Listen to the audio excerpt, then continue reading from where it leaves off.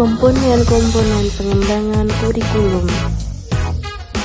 Assalamualaikum warahmatullahi wabarakatuh. Perkenalkan, saya Nur Indah Kurnia Putri, NIM 18605221043 dari kelas PGMI 3C. Di sini saya akan menyampaikan materi tentang komponen-komponen pengembangan kurikulum. Berikut ini adalah beberapa pembahasan materi. Yang pertama, kurikulum sebagai sistem. Yang kedua, komponen tujuan. Yang ketiga, komponen materi. Yang keempat, komponen strategi. Dan yang kelima adalah komponen evaluasi. Kurikulum sebagai sistem. Sistem yang digunakan dalam kurikulum adalah suatu bagian dari sebuah sistem persekolahan, sistem pendidikan, bahkan sistem kemasyarakatan. Suatu sistem kurikulum biasanya mencakup struktur personalia dan tahapan kerja serta bagaimana cara menyusun suatu kurikulum, melaksanakannya, mengevaluasi, dan menyempurnakannya.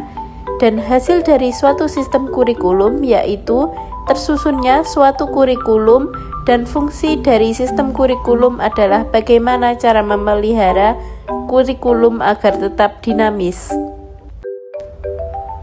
Komponen tujuan. Tujuan kurikulum pada dasarnya merupakan tujuan setiap program pendidikan yang diberikan kepada peserta didik. Karena kurikulum merupakan alat untuk mencapai tujuan, maka kurikulum harus dijabarkan dari tujuan umum pendidikan. Dalam sistem pendidikan di Indonesia, tujuan pendidikan bersumber kepada falsafah bangsa Indonesia. Tujuan pendidikan diklasifikasikan menjadi 4, yaitu A. Tujuan pendidikan nasional, B. Tujuan institusional, C. Tujuan kurikuler, dan D. Tujuan instruksional. Komponen materi. Komponen materi adalah komponen kurikulum yang berhubungan dengan pengalaman belajar yang harus dimiliki siswa. Berisi jenis-jenis bidang studi yang diajarkan dan diisi program setiap bidang studi tersebut. Adapun prinsip perkembangan dan pengorganisasian materi kurikulum yaitu A.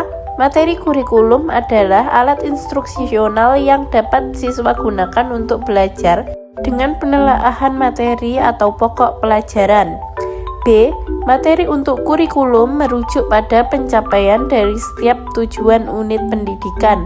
Tujuan unit pendidikan bervariasi, yang menghasilkan perbedaan dalam lingkup dan urutan dari materi pelajaran. C. Target pencapaian kurikulum adalah dengan tujuan pendidikan nasional. Komponen strategi. Strategi merupakan komponen ketiga dalam pengembangan kurikulum. Strategi pembelajaran mempunyai posisi strategi dalam pembelajaran kurikulum. Penetapan strategi merupakan langkah ketiga setelah penetapan tujuan dan isi materi kurikulum.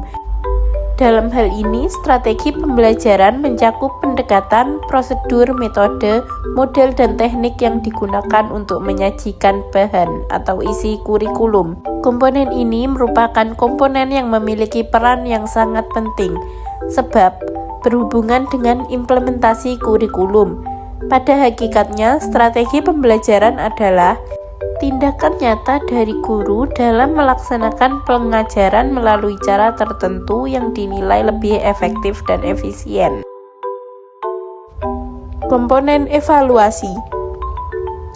Evaluasi adalah sarana untuk meninjau apakah kurikulum yang sedang berlaku ini apakah efektif dan mampu mencapai tujuan dengan baik atau tidak.